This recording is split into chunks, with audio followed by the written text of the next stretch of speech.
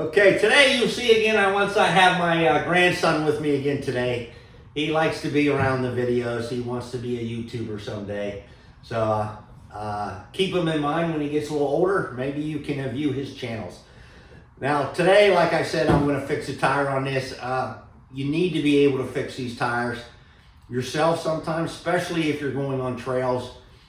Carry a small repair kit in your back or in your glove box or somewhere where you can repair a tire. And there's usually people in the trail that will stop by and help you out too, which is nice about trail riding, which you'll find out. But you don't always have to take it to a garage to fix it. Sometimes you can fix it at home, and I'll show you what I did. Stay tuned.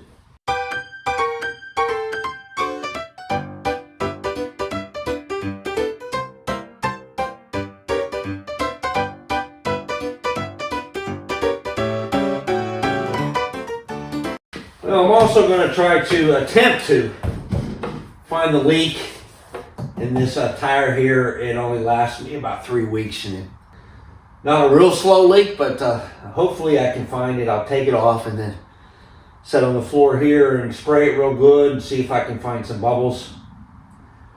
I'm hoping I can. So, well, I guess we'll get started with that too. First step is to use your hydraulic jack. Get it up in the air, make sure you have something solid to jack against, and always make sure your jack stands are against something solid too. Certainly is nice to have air tools. They do help out a lot, and they do speed things up. Sometimes the wheel is stuck a little bit, but you just got to work and get your leg up and give it a good swift kick, and it usually comes free. Once I have it off, I'm going to check the sidewalls for any obvious leaks, and maybe I'll get lucky. When I have this off, I might as well take a quick look at the front brakes. And they look okay. Not the greatest, but they both have pads on them left. The inside one's starting to get thin. Maybe a year or 2 years. For ease of looking at. This old man can sit and spin around. First thing I'm going to do is pump her up with some air. While pumping up with air, I have to be careful not to overinflate way too much. The labeling on the tire says do not inflate over 36 pounds PSI. So I am going to go right up to that level to find the leak. I'm going to feel for a leak in the sidewalls first because initially that's where they thought it was. Before using the soap, I look for an obvious leak first. Not finding an obvious leak, it's time to spray it down with a Joy soap and water mixture. So basically this is a lot of spraying, a lot of watching. You spray it, you watch, you look closely for bubbles. What you're looking for is any bubbles. The soap film will leave a little bit of a film, and then as the air escapes, it will make a bubble. So that's really what you're looking for, and that will determine where the leak is. Some of them are easy to find. Some of them not so easy to find, but it does require some patience, some spraying, some looking, some watching, etc. With patience and a lot of spraying and a lot of looking, you will eventually find it. Once I did find it, it was a very, very small leak, so I wanted to verify it a couple times, so I would wipe it off and spray some more on it and make sure I got some good bubbles coming up. That way I knew for sure that I had found the leak. We certainly don't want to poke a hole in a tire that doesn't need a hole there. Now this box is just a cheap ammo box from Harbor Freight, and I used to take it with my Kawasaki when we went on the Hatfield McCoy's trails. It made it so that at least I had something I could repair.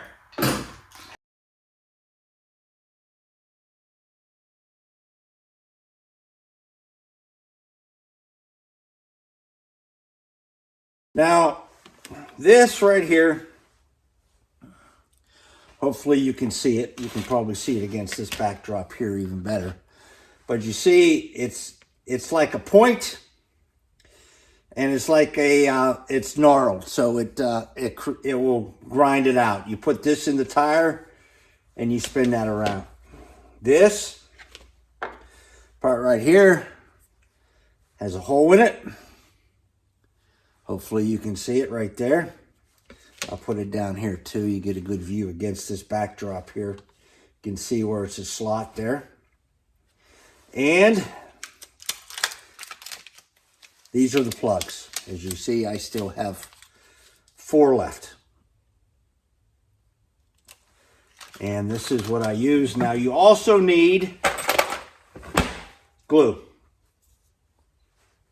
This is a rubber cement slime. This is the one I bought at Tractor Supply when the one out of here, it ran out. As you can see, these are the tools of the trade here. Glue and these, and that's really about it. I mean,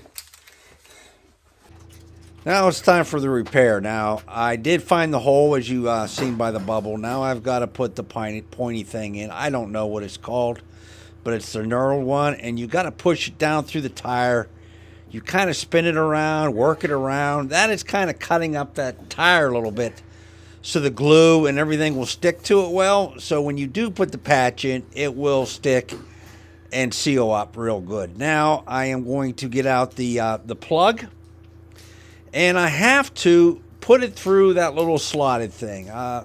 They're kind of sticky. They must have a glue embedded in them or something, because they're kind of hard to take out of the package. But you do get it out, and then you've got to fit it through that little slot, which is not the easiest thing to do on that. But once you get it through the slot, the next step is to... this is a picture of the plug through the slot on the little tool. Put glue over everything, and unfortunately the glue that came with it went bad, so I'm going to have to go get some more glue. Okay, here's a lesson for anybody that does carry a spare kit with them, especially if you're out on trails, is my glue went bad. So I went to Harbor Freight to try to get some glue. Well, they don't sell just the glue, they sell the whole kit. So I ended up and went to Tractor Supply, and they at least had the just glue only. I don't need the whole kit. I have 2 more plugs left. I have the tools. So it didn't make any sense to get the whole kit. Now hopefully the cement will, once I open it, will stay good for a while.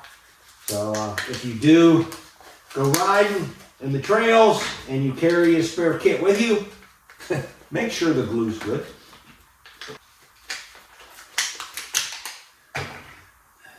Now when you patch this, you're supposed to take this up and down for a while. That cleans out the hole and roughens it up.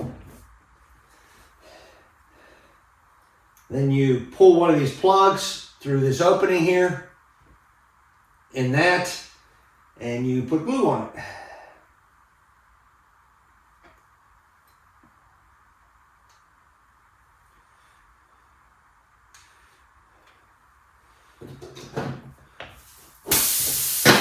I'm going to put some glue around the hole there.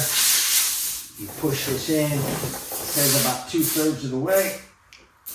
You can get it in there.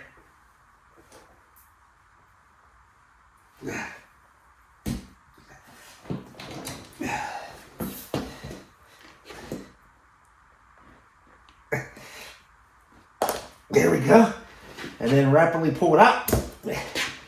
And there you go. Hopefully the hole was plugged.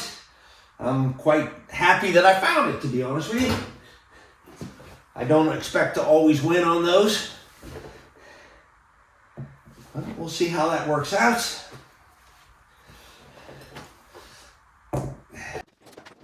Okay, now I'm going to fill the tire pressure back up.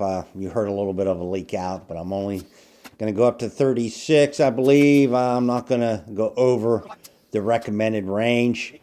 We're going to go over it, and then we're going to check for some more leaks. We're going to spray it and see what we got. Well, the good news is I don't see any bubbles. And here I'm just cutting off the top of the plug. I don't know whether that's necessary or not, but I don't like the little bit overhanging. Then we're going to reinstall it. As I stated earlier, it is nice to have the air tools to help you put the tire back on. Makes it a lot easier and a lot quicker. And I realize if you're on the trail, you're not going to have this option. Or let's say you're at the farm and you don't have an air compressor. Then you have to just make your hand tools work. Also bought some more valve stem caps.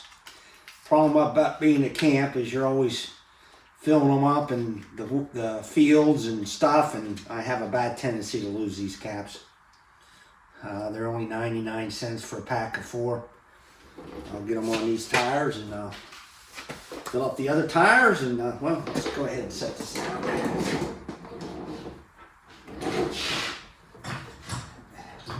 Gotta go up a little bit first to get the jack stand out. And then I can lower it.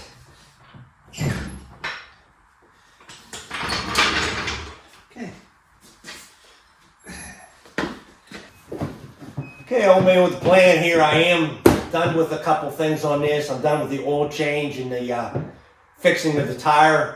Those are kind of big things. I mean, this is a very handy little item I use a lot on the camp/homestead. As it becomes more and more of a homestead, I will need it more and more, so I need to try to keep it in good operating condition. And with it as cold as what it is up there, I do store it underneath a overhang, but I don't really have a heated garage or anything up there for it, so I need it to run well. The oil change and the tire repair went well. I was really surprised in the tire repair. I normally don't get that lucky on them, or I normally have a hard time with that. I'm happy with it, and those of you that have subscribed, thank you for subscribing. And those of you that have not, think about it. I mean, it doesn't cost a thing, and if you do subscribe, you'll be helping an old man out. And like it and share it and comment. I like comments, and if you can, please subscribe. And once again, this is the old man with a plan. I'll see you later.